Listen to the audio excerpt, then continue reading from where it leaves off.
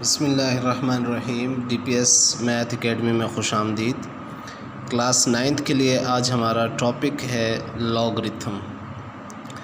तो लॉगरिथम को जानने से पहले हम थोड़ा सा रिव्यू कर लेते हैं। देखिए बेटा, हम जानते हैं एक्सपोनेंशियल वैल्यू या फॉर्म किसी भी नंबर की। अब देखिए, अगर 3 की पावर 4 है तो ये हमारे पास, इसका मतलब ये है कि ये हमारे पास है 3 × 3 × 3 × 3 इक्वल हो जाता है 81 की। ये एक्सपोनेंशियल फॉर्म है। इसी तरह से अगर आपके पास है 2 की पावर 5 तो 2 की पावर 5 आपके पास इक्वल होता है किसके? 32 के। इसी तरह से आपके पास अगर आप देखिए 5 की पावर 3 तो ये एक्सपोनेंशियल एक्सप्रेशन आपके पास इक्वल होती है 125 के। अब यहाँ देखिए बच्चे, यहाँ पर 5 हमारे पास क्या कहलाता है? इस एक्सपोनेंशियल फंक्शन की बेस कहलाता है। ये इसका इंडेक्स है या इसको आप एक्सपोनेंट भी कह सकते हैं। और ये इक्वल किसके होता है? 125 के। अब आ जाते हैं हम किसकी तरफ, जो एक्चुअल टॉपिक है हमारा लॉगरिथम। तो लॉगरिथम के मायने क्या हैं? मीन्स हमारे पास लॉगरिथम का मतलब ये है कि लुकिंग एक्सपोनेंशियल वैल्यू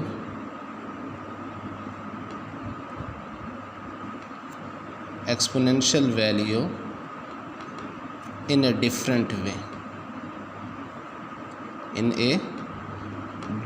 way, यानी कि जो एक्सपोनेंशियल वैल्यू है उसको हम एक मुख्तलिफ़ तरीके से लिखते हैं, तो वो हमारे पास क्या कहलाता है? लॉगरिथम। कैसे?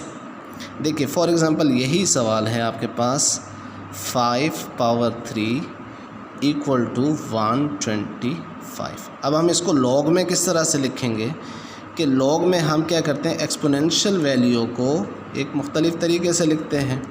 तो किस तरह से लिखेंगे? देखिए, यहाँ पर इसका बेस क्या है? 5 है। तो यहाँ पर लॉग और उसका बेस क्या हो जाएगा? 5। ये लॉग यानी 5 की पावर एक्सपोनेंशियल किसके इक्वल है? 125 के। तो ये आपके पास यहाँ 125 आ जाएगा। ये इक्वल हो जाएगा इसकी पावर यानी कि 3 के। तो ये आपने एक एक्सपोनेंशियल वैल्यू को मुख्तलिफ़ तरीके से लिख लिया। और किस मुख्तलिफ़ तरीके से लिखा? लॉग के तरीके में लिख लिया। तो ये आपके पास लॉगरिथम कहलाएगा। देखिए, एक और एग्जांपल देख लीजिए। 2 की पावर 4 इक्वल किसके होता है? 16 के इक्वल होता है। अगर मैं इसको लॉग की शक्ल में लिखूं तो कैसे लिखूंगा? Log of base 2 16 is equal to 4। अगर मैं इसके लिए जर्नल टर्म अप्लाई करूं तो देखिए बेटा, एक एक्सपोनेंशियल फंक्शन है a जिसकी पावर है x, ये इक्वल हो गया है y के। तो इसको अब लॉग की शक्ल में हम कैसे लिख सकते हैं? लॉग विद बेस a या log of y with base a is equal to किसके?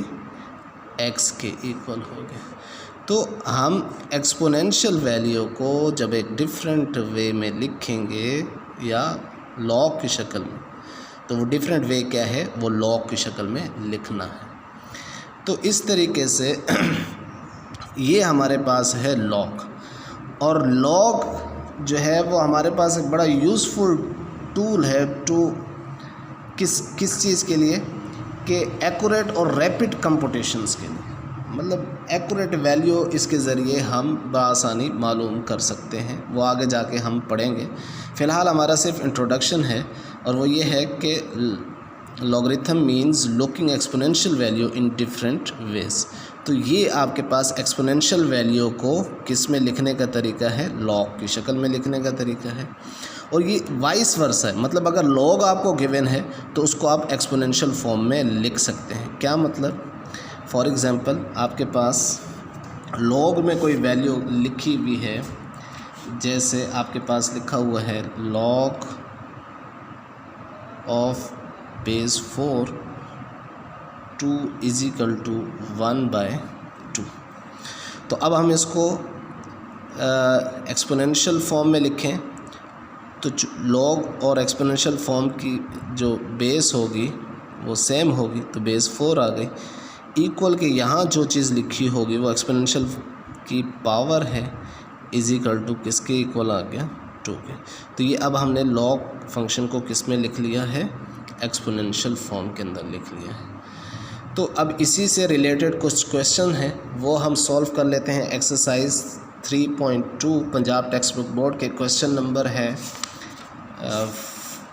4, 5 और 6। देखिए बेटा, एक्सरसाइज 3.2 का क्वेश्चन नंबर 6 है find the value of x from the following. तो यहाँ पर हमने x की वैल्यूज़ जो अननोन है उसकी वैल्यू को फाइंड आउट करना है। उससे पहले हम देख लेते हैं, आपको पहले बता चुका हूँ कि एक्सपोनेंशियल फंक्शन और लॉग एक दूसरे का वाइस वर्सा है, मतलब आप लॉग फंक्शन को एक्सपोनेंशियल और एक्सपोनेंशियल को लॉग की शक्ल में लिख सकते हैं। अब जैसे ये लॉग लिखा हुआ है तो इसको मैं एक्सपोनेंशियल की फॉर्म में कैसे लिखूँगा कि जो लॉग की बेस होगी वही बेस आपके पास एक्सपोनेंशियल की होगी, और ये जिसके इक्वल होगा वो आपके पास पावर हो जाएगी एक्सपोनेंशियल फंक्शन की, इक्वल हो जाएगा किसके, y के। तो देखिए बेटा, हमने लॉग की कोई वैल्यू निकालना नहीं सीखी है। एक्सरसाइज 3.2 में क्वेश्चन नंबर 6 आपको बता रहा हूँ, कोई वैल्यू निकालना नहीं सीखी है। तो इसका मतलब ये है कि हमने जस्ट ये सीखा है कि एक्सपोनेंशियल फंक्शन को किस तरह से लॉग में और लॉग को किस तरह से एक्सपोनेंशियल में तब्दील किया जाता है। तो यहाँ भी हम अपने सवाल को अगर हम लॉग से हल नहीं कर सकते हैं, जाहिर सी बात है हमने जब सीखा नहीं है तो हल नहीं कर सकते हैं, तो इसको हमने किस में तब्दील करना होगा, एक्सपोनेंशियल फॉर्म। अब एक्सपोनेंशियल फॉर्म में अगर मैं इसके सॉल्यूशन की तरफ आऊँ तो कैसे होगा, इस लॉग की बेस क्या है, 2, ठीक है। तो ये आपके पास एक्सपोनेंशियल फॉर्म की भी बेस हो जाएगी, किसके इक्वल है, 5।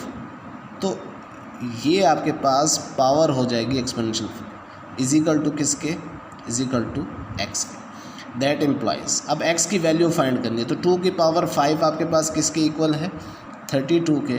तो सिंपल आपके पास x की वैल्यू क्या आ गई, 32 आ गई।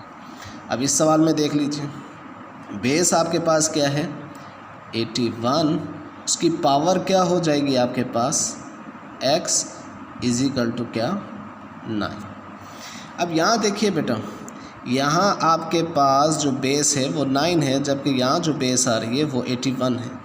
तो बेस 81 को किस में तब्दील कर दीजिए, बेस 9 में। तो इसका मतलब है कि 81 को आप लिख सकते हैं 9 की पावर 2, x यहाँ पहले से मौजूद था तो 2x = 9 आ गया। अब दोनों तरफ ये इक्वलिटी है, तो अगर बेसिस सेम है तो इसका मतलब है पावर भी क्या होंगी, सेम होंगी। तो यहाँ हम लिखेंगे बाय कंपेयरिंग। जब हम कंपेयर कराएंगे दैट इम्प्लाइज 2x = यहाँ पर 9 की पावर क्या हो जाएगी, 1। तो x का आपके पास आंसर क्या आ जाएगा, 1/2। ये इसका आंसर आ गया।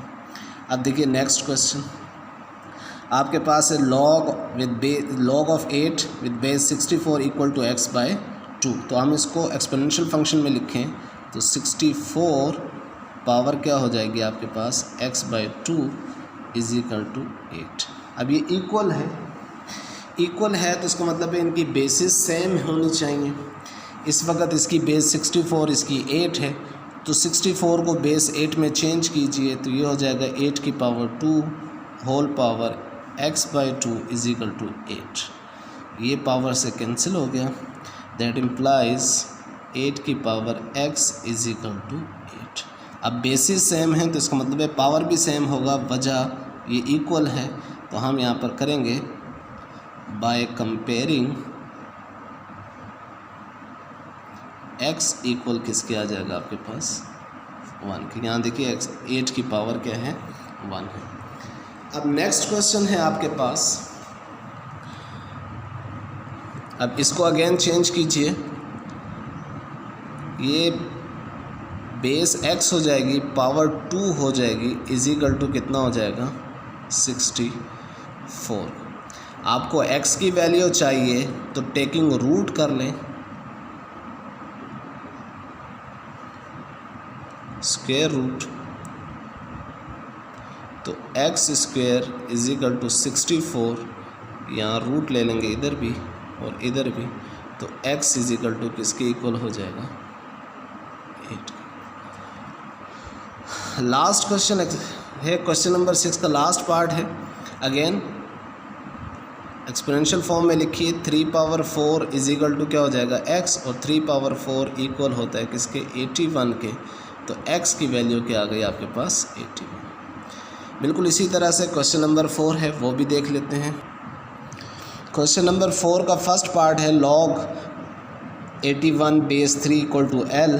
तो यहाँ L की वैल्यू आपको फाइंड आउट करनी है। तो यहाँ पर देखिए बेटा, ये हो जाएगा आपके पास base 3 power L equal to 81 जब एक्सपोनेंशियल फॉर्म में तब्दील करेंगे।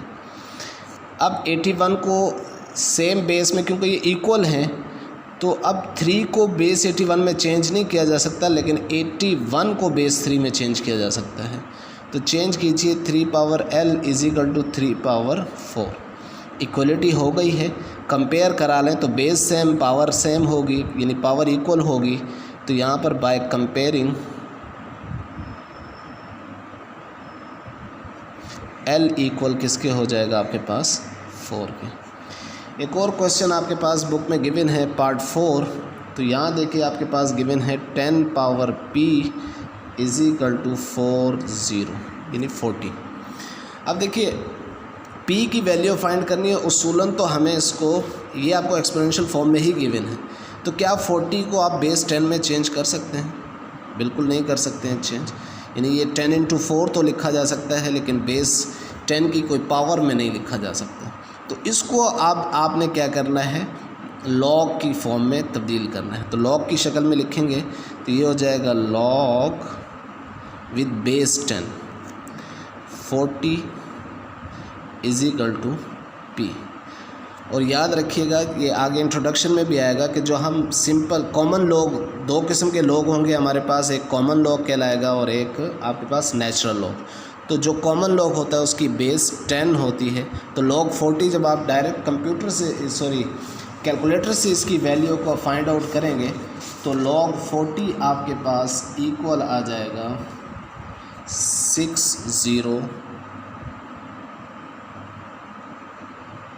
1.6021। ये आपके पास किसकी वैल्यू आ जाएगी, P की वैल्यू आ जाएगी। ये नेक्स्ट हम पढ़ेंगे पूरा टॉपिक कि किस तरह से हम इसकी वैल्यू को फाइंड आउट करते हैं। तो फ़िलहाल सिर्फ कैलकुलेटर से ही इसकी वैल्यू को आप फाइंड आउट कीजिए। अब क्वेश्चन नंबर 5 की तरफ आते हैं।